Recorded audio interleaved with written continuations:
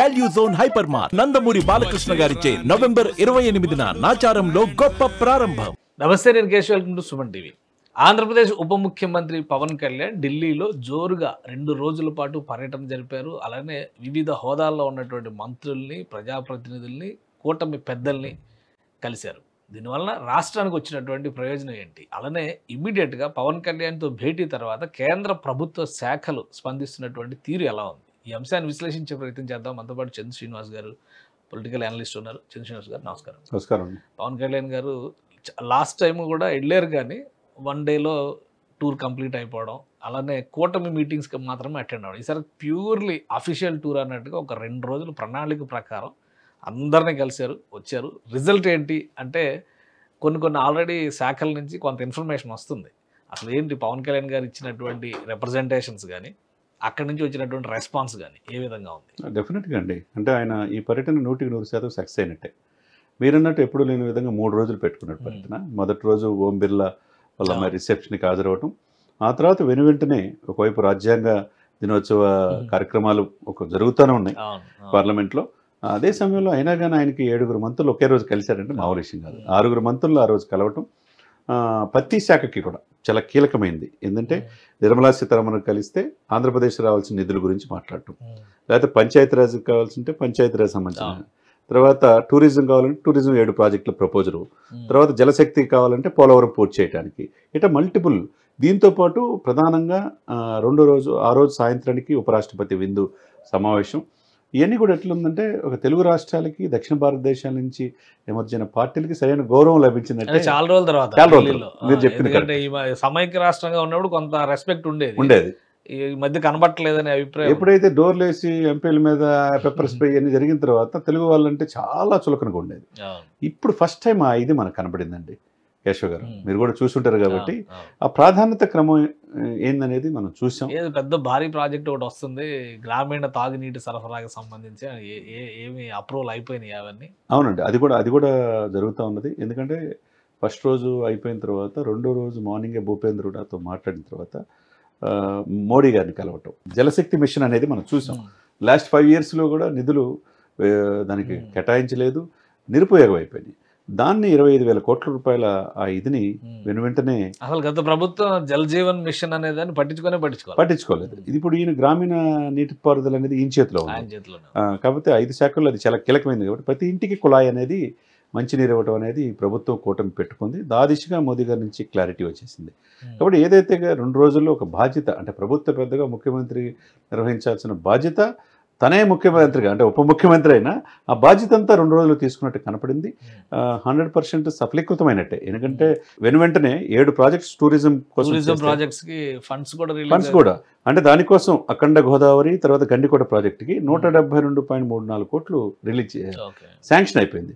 Sanction అయిపోయేటువంటి అదే రోజు 114 కోట్లు రిలీజ్ చేయటువంటి ఇది మంచి పరిణామంగా మనం భావించాలి. అంటే ఆల్మోస్ట్ 75%, 76% రిలీజ్ చేసేసారు. అంతే కదండి. టూరిజం డెవలప్ అయితే ఇప్పుడు ఏంటంటే ఆంధ్రప్రదేశ్ అస్తవ్యస్తమైంది ఆర్థిక వ్యవస్థ. టూరిజం ఒకటే ఏకైక ఇది. 975 కిలోమీటర్ల తీర ప్రాంతం మనం ఎప్పుడు చెప్పుకుంటాం గుజరాత్ వాళ్ళు. మరి ఆ తీర ప్రాంతం ఉపయోగించుకుంటే ఇండస్ట్రీస్ రావాలి, పరిశ్రమలతో పాటు ఉద్యోగాలు, ఉపాధి ఇవన్నీ కూడా ఉంటాయి. దానికి అనుబంధంగా మిగతాయి కూడా డెవలప్ అవ్వడానికి అవకాశం. ఇప్పుడు ఏంటంటే అఖండ గోదావరి ప్రాజెక్టు గండికోట దగ్గర టూరిజం రిసార్ట్స్ డెవలప్మెంట్ అది ఉంటుంది. రిసార్ట్ డెవలప్మెంట్ దానివల్ల వెంటనే నిధులు వచ్చినాయి కాబట్టి పనులు కూడా స్టార్ట్ అవుతాయి. ఇది మంచి పరిణామంగా మనం భావించాలి. ఇకపోతే 2 రాష్ట్రాలకి ఇవన్నీ ఒక ఎత్తు అయితే నేను సాయంత్రం తాజ్ హోటల్లో, దానికంటే ముందర ప్రధానమంత్రితో భేటీ, అది దాని తర్వాత ఆయన చేసినటువంటి ట్వీట్, ఎప్పుడో గాంధీనగర్ లో కలిసినప్పుడు ఎంత ఎమోషనల్ అటాక్ ఉందో ఇప్పటికీ అదే ఉంది అంటూ ఆయన ట్వీట్ చేశారు. ఆయన పిఎం ప్రధానమంత్రికి మధ్య ఉప ముఖ్యమంత్రికి మధ్య జరిగినటువంటి సంభాషణలు ఏంటి? డెఫినెట్గా అండి, మీరు చెప్పినట్టు ఆయన ఇప్పుడు 3వసారి ప్రధానమంత్రి అయ్యాడు, కానీ మొదటిసారి ప్రధానమంత్రి గుజరాత్ సీఎంగా ఉన్నప్పుడు ఆయన కలిశాడు గాంధీనగర్లో. అప్పుడు ఏదైతే ఆయనలో చూశాడో, ఈ దేశానికి ఇటువంటి వ్యక్తి, దూరదృష్టి గల వ్యక్తి మోదీ గారు ప్రధానమంత్రి కావాలని ఆ రోజు కోరుకున్నాడు. ఆ రోజు నుంచి ఈ రోజుకి మధ్యలో కొంతకాలం విభేదాలు చిన్నగా వచ్చినాయి రాష్ట్ర విభజన పాయింట్ ఆఫ్ వ్యూలో. తర్వాత ఎప్పుడు కూడా మోదీ గారిని ఒక్క మాట కానీ అనలేదు. ఈ దేశానికి దూరదృష్టి నేత ఆయన ఉంటేనే దేశం బాగుంటుందని పలు సందర్భాల్లో పవన్ గారు చెప్పారు. అదే ఆప్యాయత, అనురాగం ఆయనలో చూశాను.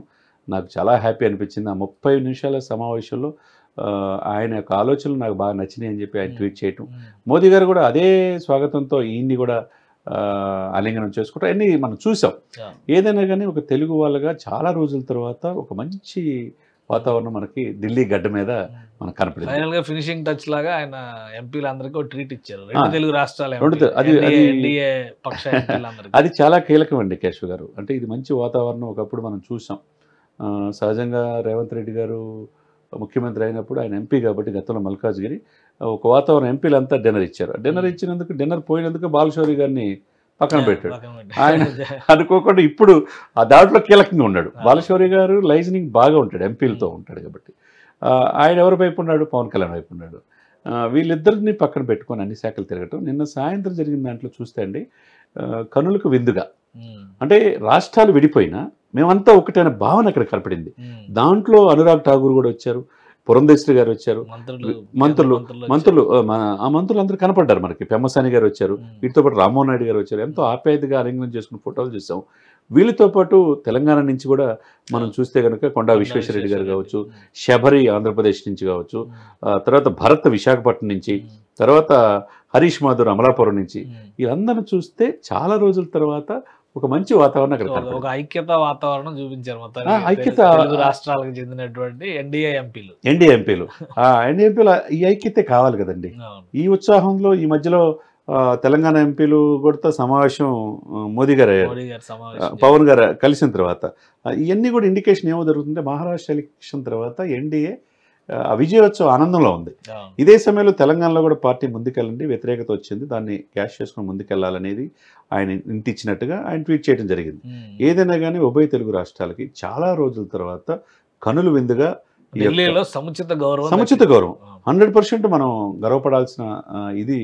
ఎప్పుడు కూడా అపాయింట్మెంట్ ఇంకా రాలేదని 1, 2, 3 రోజులు వెయిట్ చేసే పరిస్థితి నుంచి ఈరోజు వెనువెంటనే అందరూ కూడా అపాయింట్మెంట్ చేయటం, రాష్ట్ర నిధులు త్వరితగతిన విడుదల చేయటం, సాయంత్రం ఆహ్లాదకరంగా విందు ఏర్పాటు చేయటం, ఇవన్నీ కూడా దక్షిణ భారతదేశాలకి ముఖ్యంగా తెలుగు రాష్ట్రాలు. గత ముఖ్యమంత్రి హయాంలో ఇలా ఎప్పుడైనా భేటీలు కానీ లేదా మీటింగ్ల తర్వాత విశ్లేషణలు కానీ రిజల్ట్స్ కానీ కనబడ్డాయి? అసలు ఎందుకు కలిశారు, అసలు మీటింగ్ సారాంశం ఏందో కూడా ఎవరికి చెప్పలా.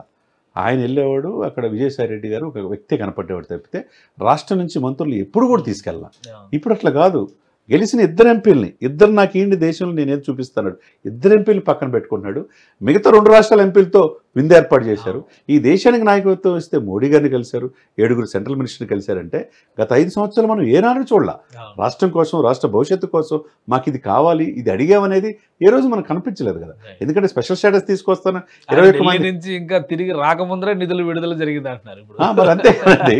ఇప్పుడు ఈ ప్రాజెక్టు కోసం 7 ప్రాజెక్టులు సానుకూలంగా స్పందించడం, తర్వాత పిఠాపురం హాల్ట్గా రైల్వే కూడా వైష్ణవ్ గారు ఓకే చేయటం, ఎన్ని పరిణామాలు మనం చూసుకుంటే ఇదొక్కటే ఎగ్జాంపుల్.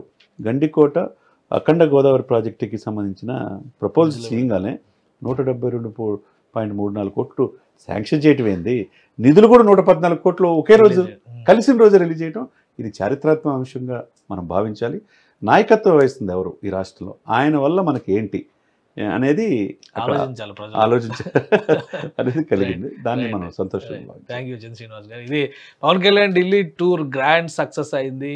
పార్టీ పరంగానే కాదు, ఆయన పొలిటికల్ అడ్మినిస్ట్రేషన్ పరంగా కూడా రాష్ట్రానికి మేలు చేసేటువంటి కొన్ని నిర్ణయాలు ఆయన ఢిల్లీ నుంచి ఇంకా బయలుదేరక ముందరే కేంద్ర ప్రభుత్వం నిధులు విడుదల చేసినటువంటి సంకేతం. అలానే రాష్ట్రం మొత్తానికి కూడా ముఖ్యంగా మారుమూల ప్రాంతాలకి తాగునీటి సరఫరా కోసం జల్ జీవన్ మిషన్కి ఒక అప్రూవల్ తీసుకొచ్చారు పవన్ కళ్యాణ్ గారు.